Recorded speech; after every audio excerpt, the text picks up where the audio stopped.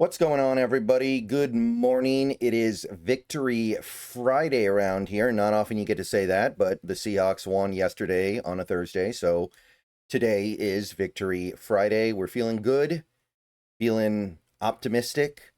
I know that it was a little bit of a bumpy ride last night, but the team ultimately got the win, and I think that you just have to take the wins however they come when you're talking about Thursday night football. So, there are going to be a lot of videos on this channel today because I've got a lot of stuff to get out.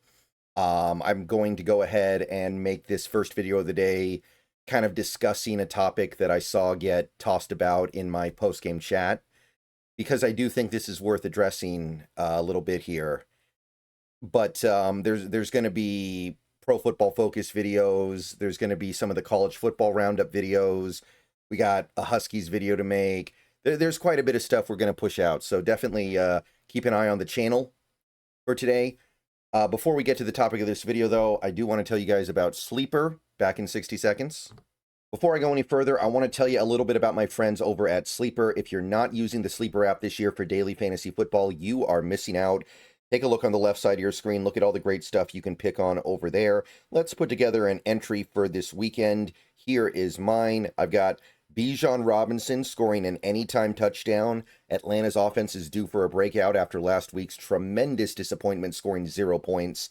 I got Micah Parsons getting at least half a sack against the Cowboys. How is he not going to get a sack in that game? It's a revenge game for him. I got Rome Odunze with at least 59 receiving yards. He's feeling it right now. He's going up against the Raiders. Think he's going to do well. And I got DK Metcalf after two relatively slow games, getting at least 51 yards. Pittsburgh's having trouble running the ball. Time for DK to bust a big play or two.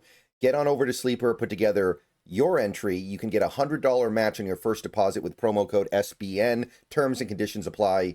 Back to the video. All right, welcome back. So the offensive line, that's what we're talking about here, because last night, even though the Seahawks won, I think the offensive line was more of a problem than it was a solution. And unlike the first few games of the year, I felt like it was a problem in both areas. The run blocking was not good, which has been consistent all year. The pass blocking, I don't think, was very good either. There were 3 sacks on Darnold. There were many other plays where I thought there was pressure. It was the first time this year where I felt like the pass blocking was a significant issue.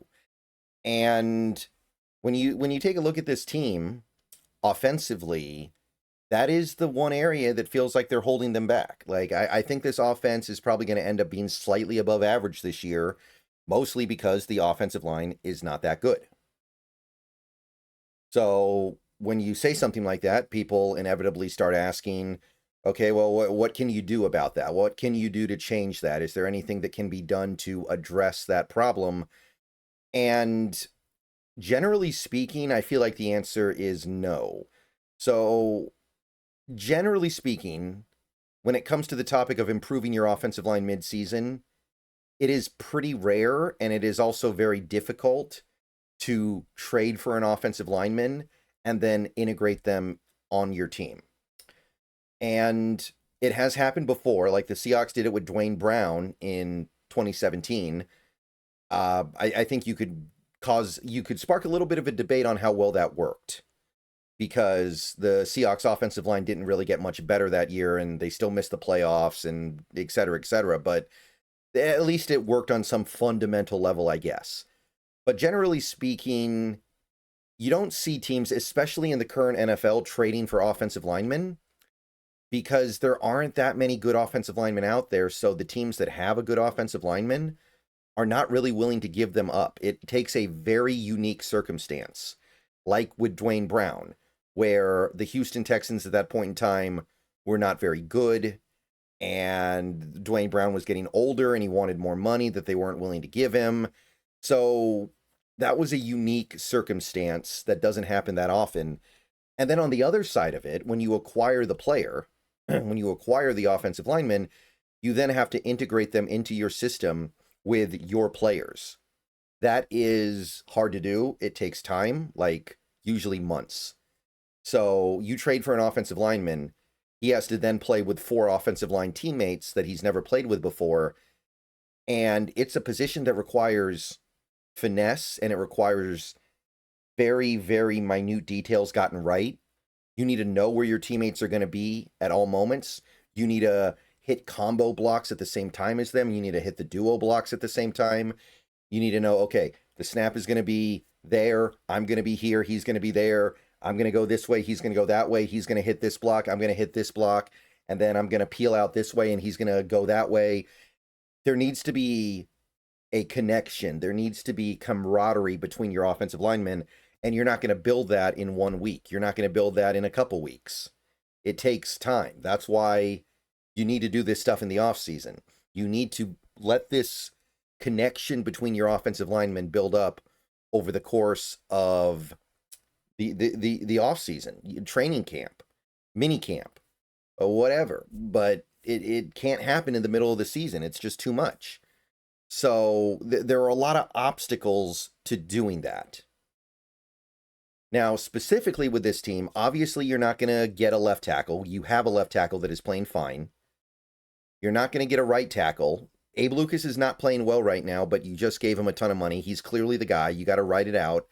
You got to eventually get him to the point where he's playing the way that he was as a rookie.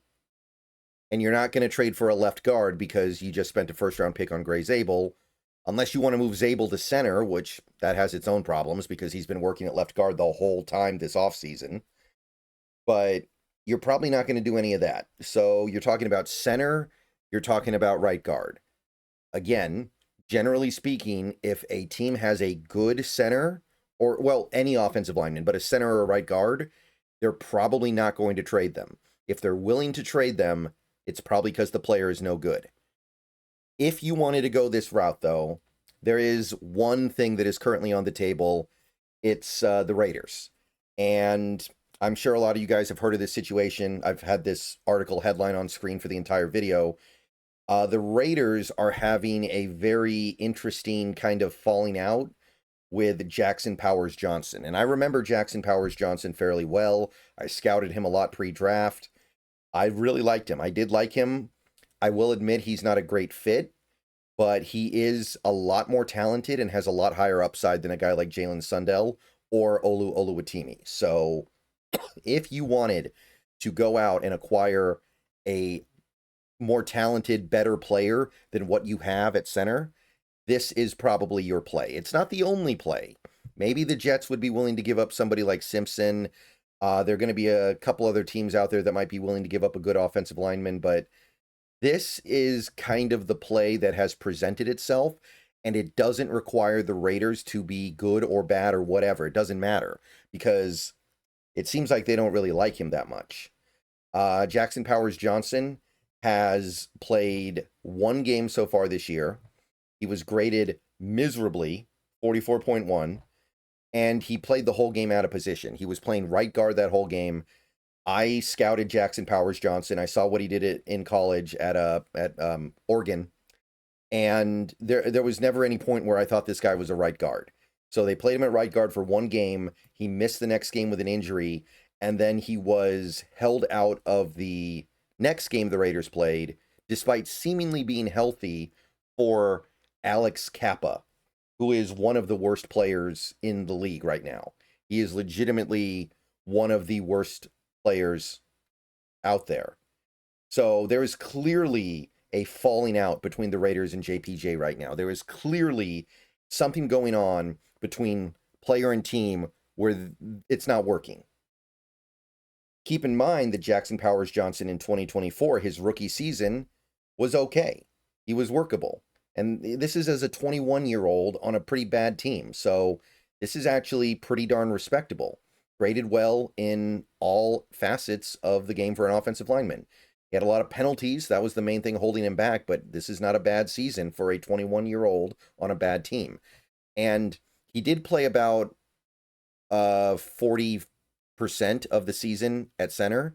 He actually played more snaps at left guard. So he was still playing out of position.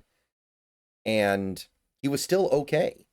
So if you let him play at center full time, if you just let him play at center, he'd probably benefit tremendously. I don't view JPJ as a guard, and I don't know why they're trying to get him to play guard really, but so far that's been the fit. And we know that Carroll and Spytek had nothing to do with bringing JPJ to the Raiders. So there's no loyalty there. There's no reason for them to feel like they got to stick it out with him. And if they're actually playing Alex Kappa over a healthy JPJ, they must think nothing of him. So this is something that you could maybe dial up. This is a former second-round pick. He was pretty good as a rookie. He wasn't great.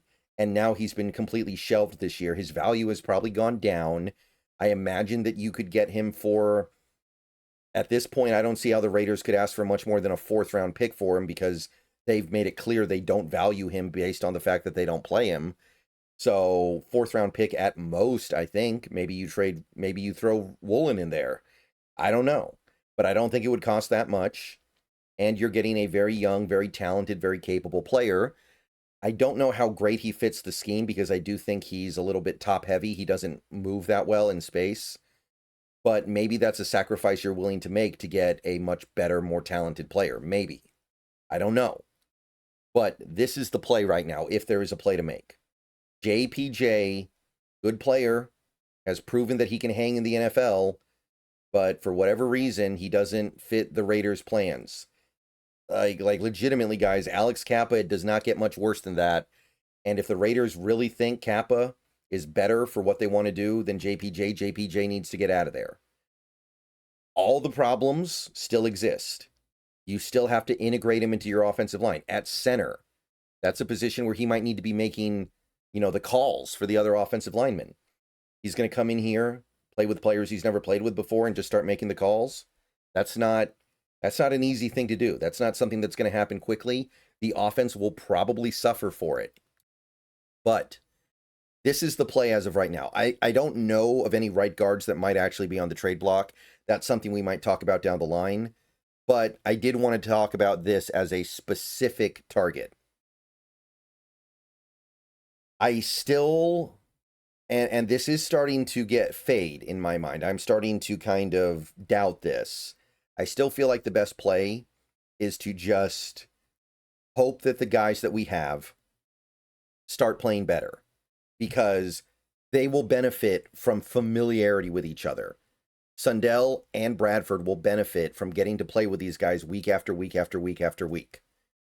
They have to get better. That's just how football works. But if you're looking at those two guys and you're out on one or both of them and you just want something better, because JPJ was a borderline blue chip center. Centers usually don't go in the first round. To go in the second round as a center is practically blue chip status. So that is the play. If you want to make it, let me know what you guys think about it. I am hesitant to believe that this would work out, and I do think the lack of scheme fit is a legitimate problem. But it's worth thinking about. All right, see you guys later. Go Hawks. The videos are going to be flying in pretty quickly today, like I said, so keep an eye out, and I'll see you soon. Everybody have a great rest of your day.